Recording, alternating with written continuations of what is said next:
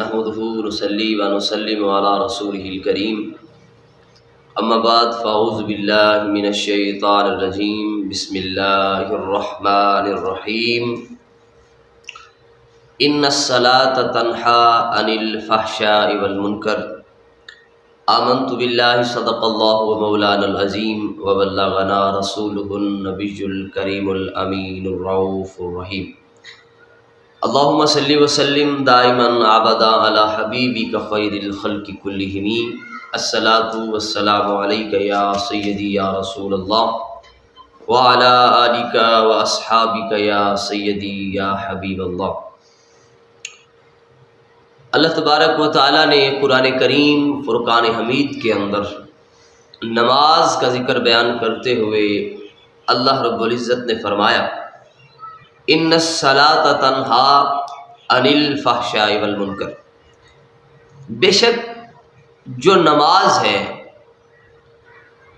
وہ بے حیائی اور بری بات سے روکتی ہے۔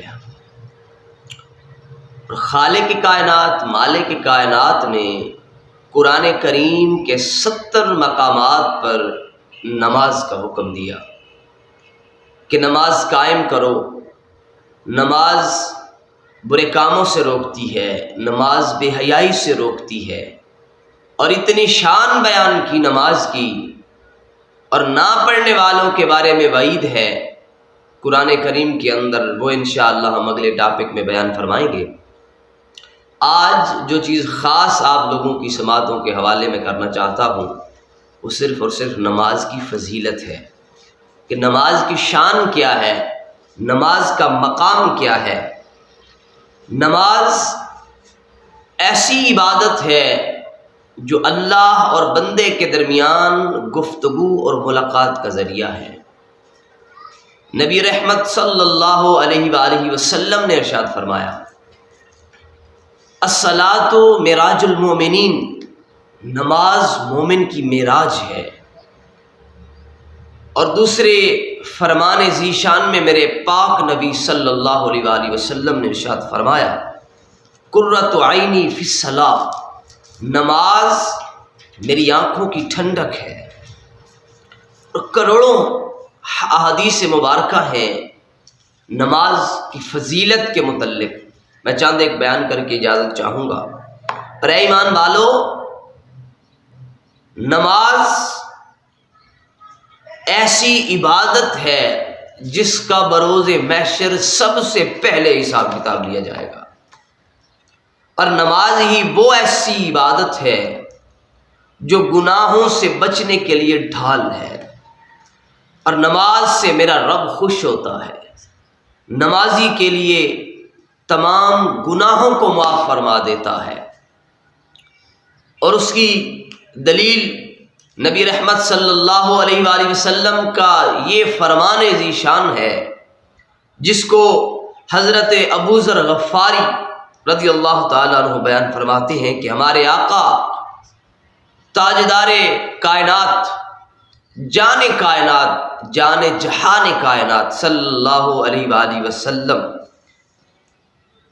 خزاں کے موسم میں باہر تشریف لائے، اور میرے آقا صلی اللہ علیہ وآلہ وسلم نے ایک درخت کی ٹہنی کو پکڑ کر ہلایا، اس سے پتے جھڑ گئے۔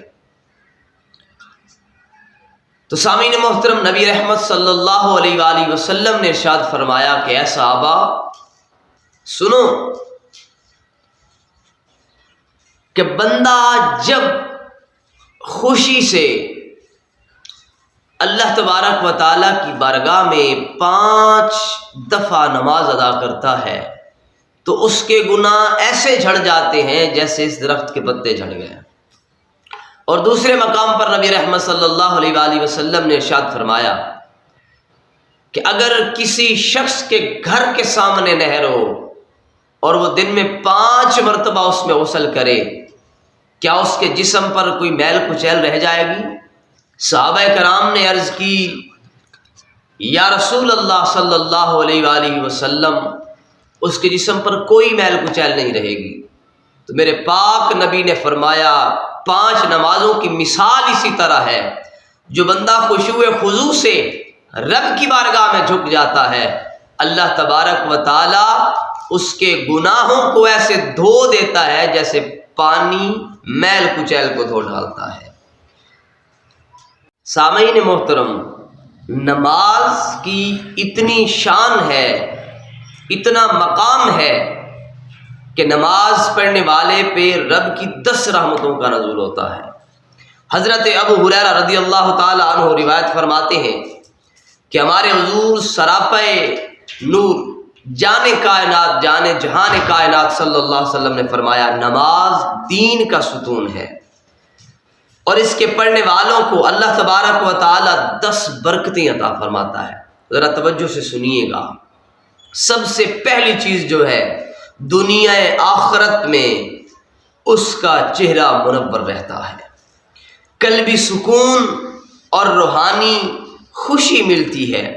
نماز پڑھنے والے کی قبر کو منور کر دیا جائے گا، اور جو بندہ دنیا میں 5 وقت کی نماز ادا کرے گا، بروز محشر اس نماز کی وجہ سے اس کے نیکیوں والے پلڑے کو بھاری کر دیا جائے گا، اور نماز پڑھنے والوں کے جسم کی بیماریوں کو دور کر دیا جاتا ہے۔ دل میں جو وسوسے ہوتے ہیں، دل میں جو سوز و گداز پیدا ہوتے ہیں، وہ نماز پڑھنے والے کے دل میں پیدا ہوتے ہیں۔ جنت میں اسی نماز کے بدلے میں حور و قصور انعام میں رب تعالیٰ عنایت فرمائے گا، اور اللہ تبارک و تعالیٰ کی خوشنودی اسی نماز پڑھنے سے حاصل ہوتی ہے۔ اور سب سے مین چیز جو ہے کہ جو بندہ دنیا میں اللہ کی بارگاہ میں سجدہ ریز ہوتا رہے گا، اللہ تبارک و تعالیٰ کل بروز محشر اسے اپنا دیدار عطا فرمائے گا۔ میرے عزیزوں، میرے دوستوں، نماز کی بے انتہا فضیلت اور اہمیت ہے۔ یہ میں نے 2-3 چیزیں آپ کے سامنے رکھی ہیں، اور اللہ تبارک و تعالیٰ سے دعا ہے کہ خالق کائنات ہم سب کو نماز پنجگانہ باجماعت ادا کرنے کی توفیق عطا فرمائے۔ آمین ثم آمین۔